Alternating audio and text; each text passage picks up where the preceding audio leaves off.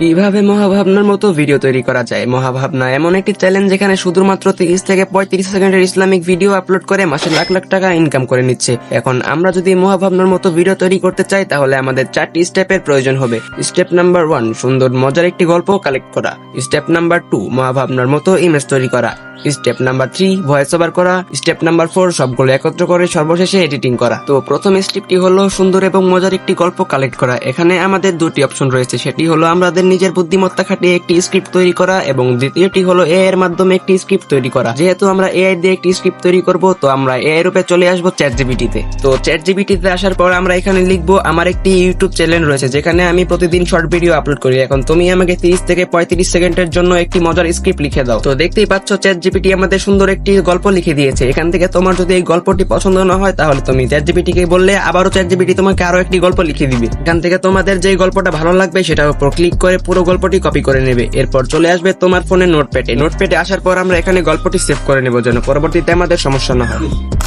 তো আমাদের গল্প কালেক্ট করা শেষ। এবার আমরা তৈরি করব ইমেজ তৈরি করার জন্য আমরা চলে আসবো ক্রোম ব্রাউজারে। এখান থেকে সার্চ করব বিং ইমেজ ক্রিয়েটর। প্রথমে যে ওয়েবসাইটটি চলে আসবে সেটাতে ক্লিক করব। তো এরপর আমরা চলে আসবো আবারও চ্যাটজিপিটিতে আসার পর এখান থেকে আমরা যে গল্পটি কালেক্ট করেছিলাম এটা আমরা আবারও এখানে পেস্ট করব এবং নিচে লিখে দিব প্রত্যেকটা ইমেজের জন্য আমাদের এক একটি প্রম্পট লিখে দাও। এরপর ইমেজ তৈরি করার জন্য চ্যাটজিপিটি আমাদের একটা একটা করে প্রম্পট লিখে দিবে। এখান থেকে প্রম্পট গুলো কপি করে আমরা চলে আসবো বিং ইমেজ ক্রিয়েটর। এরপর এখান থেকে আমরা আমাদের কপি করা প্রম্পটটি পেস্ট করে দিব এবং ক্রিয়েট অপশনে ক্লিক করলে কিছুক্ষণ পর আমাদের 4টি ইমেজ তৈরি হয়ে যাবে। তো এভাবে আমরা প্রত্যেকটি প্রম্পট দিয়ে একটি করে ইমেজ ক্রিয়েট করে নিব।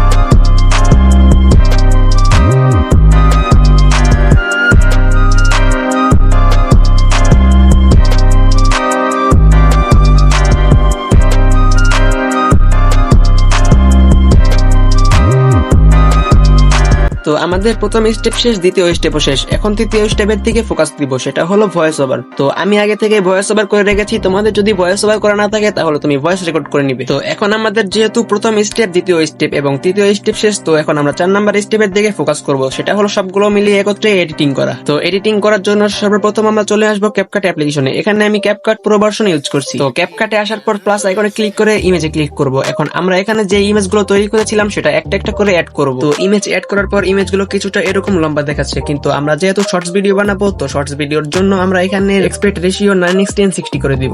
ওকে, তো দেখতে পাচ্ছ এখন আমাদের ইমেজ কিছুটা এরকম শর্টস আকারে হয়ে গেছে। তো এখন আমাদের এই ইমেজের মধ্যে ভয়েস ওভার এড করতে হবে। তো ভয়েস ওভার এড করার জন্য আমরা অ্যাড অডিওতে ক্লিক করে সাউন্ডে ক্লিক করে ফাইলে চলে আসবো। তারপর চলে আসবো মাই ডিভাইসে। এখান থেকে আমার যে ভয়েস ওভারটি রয়েছে সেটা ইনপুট করে দিব। তো আমাদের ভয়েস ওভার এড করা শেষ। এখন আমাদের ইমেজ অনুযায়ী ভয়েস ওভার গুলো কাট করে নেব।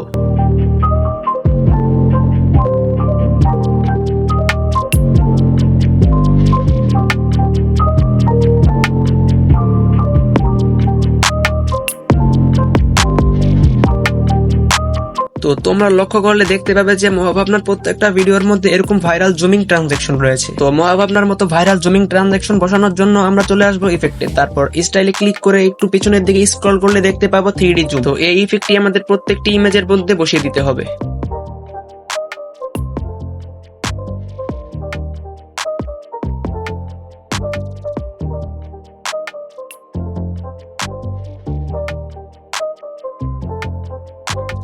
তো সবকিছু ঠিকঠাক হয়ে গেলে আমরা পুরো ভিডিওটি একবার প্লে করে দেখব।